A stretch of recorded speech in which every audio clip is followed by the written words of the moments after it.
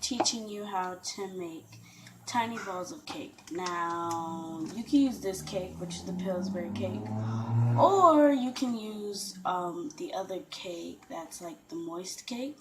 But I preferably like to use this one because I love Pillsbury. And you can use any other flavor besides strawberry, but today we're going to be doing it with strawberry. You're also going to need 2 extra large symphony bars, 1 Philadelphia's cream cheese. You're going to need a pot, a bowl, and, of course, a pan. The pot is so you can melt the chocolate, and the bowl, of course, is for mixing things. And we all know what the pan is for. So, let's get to it. So, to start this off, you're going to need 1 cup of water after you have poured the mix in the bowl.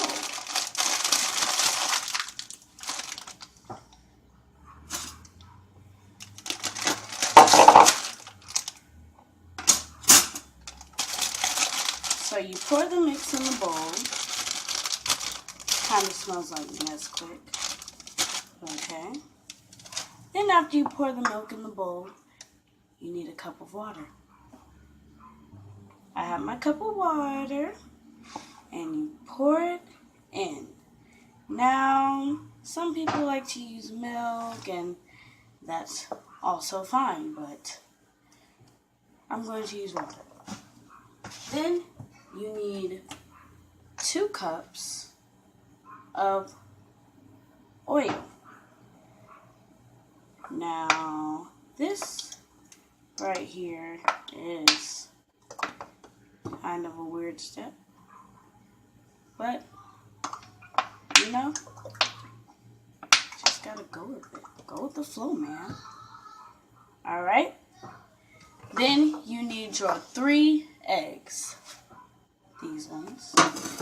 Fun fact about eggs, the brown ones and the white ones have no difference in nutritional facts, if you've ever heard that lie.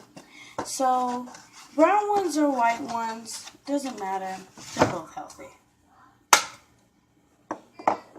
Yep. Gonna be giving out fun facts. Now, this process is a very, very messy process. And so, that's why, after you're done, you clean up the mess as you go along. You do not wait till you're done cooking. Now we mix. We mix it all up in the bowl, and you mix it till there's no lumps in it. Look at that. That's what we're working with. It's gonna look great in the end, I swear. It's gonna look amazing. Except for right now, it kind of just looks like strawberry Nesquik milk. But we all love Nesquik. Nesquik is amazing. So as you're mixing it and mixing it, I am now done with the mixing process. And like I said, you want to mix until there's no lumps. No lumps. No lumps at all. Now look at it, huh? Look appetizing yet? Now here comes the part where we pour it into the pan. Try not to make too big of a mess because, you know, this is a lot of work. So you pour it into the pan, just like that. Yep. Just like that. You see it? It's just going into the pan. And if you want to, you could either leave some in the bowl for you, scrape the rest into the pan, whatever you want to do with that. This right here is enough cake for me. Okay, so now you see it.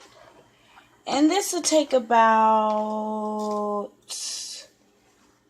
I'm on 350 Fahrenheit. It's going to take, depending on how big your pan is, a 13-inch by 9, be about 34 to 38 minutes, as you can see right there.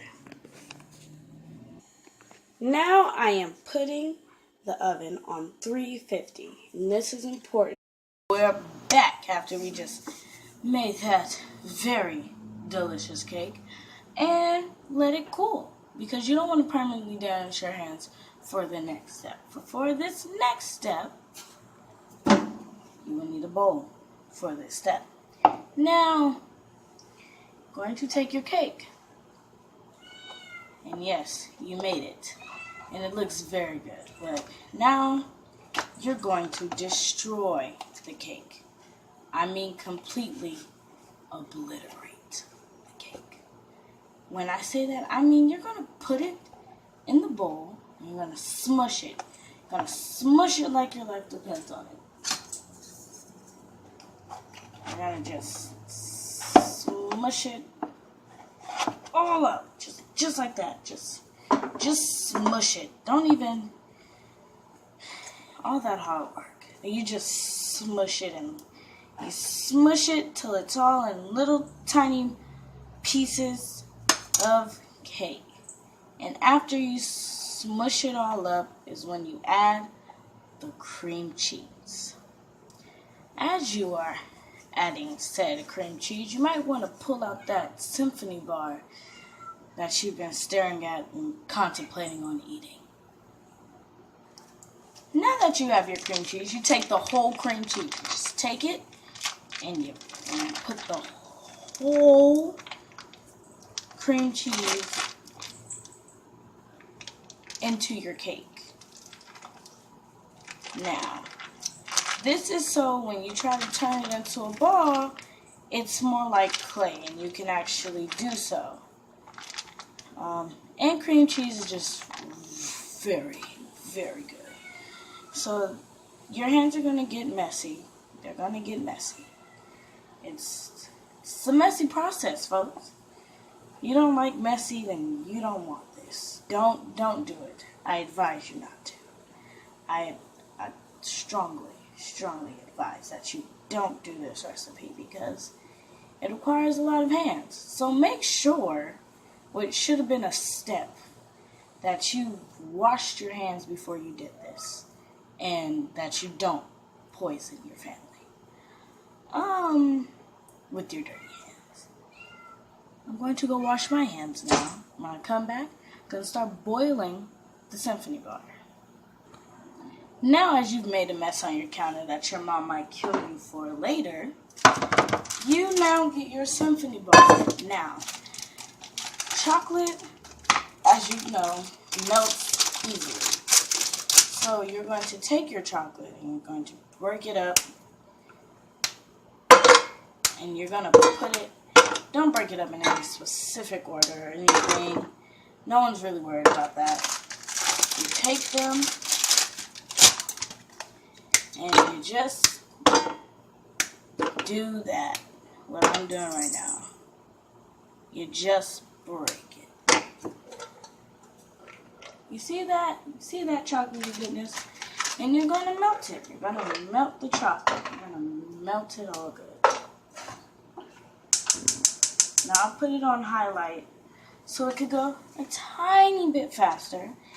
As you're melting the chocolate, you want to also, as you're melting the chocolate, start making the balls.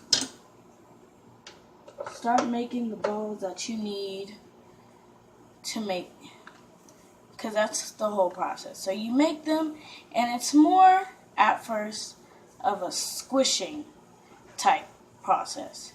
Now I'm going to make mine pretty solid, pretty big, because why would I want small ones? And you might find that you might not get the perfect ball, and extremely and perfectly fine, because who's perfect and who wants perfect? Now, don't take your eyes off of the chocolate, per se, because you could burn the chocolate. So as you're making the balls, don't forget about the chocolate. And now the chocolate, it melts pretty fast. So just make sure you're still mixing it. Melt the chocolate to where all of the pieces of the bar are now liquid. But don't forget to stir it, and be careful as you are doing so.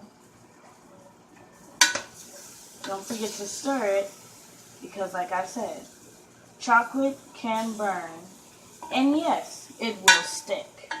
So unless you have one of those really good non-stick things. My chocolate has toffee in it, and that makes the chocolate really good. And so, you know, as you're starting to still see little chunks, those chunks won't melt because it has toffee in it. And toffee is this really amazing candy that tastes so good. So now that I have my melted chocolate, it's all ready. I'm gonna let it cool off for a little bit as I get something to pour it in. Now, as I'm pouring the chocolate, you have to also, like you did the batter, scrape it out a little bit. Okay, yeah, that's so I'm just gonna let the pot cool off, and like I said, we're gonna start making the balls. So right now I'm making them pretty big, like I said before. And this is really good for baby showers and parties, you know, and it's a pretty easy process, a pretty long but easy process. So after you get past all the baking, and pretty much it's just more of a, how do you say it? It's just, after that, it's just more of the making the balls, and like I said, it's not one of the, Play-Doh processes. It's more of the squishing.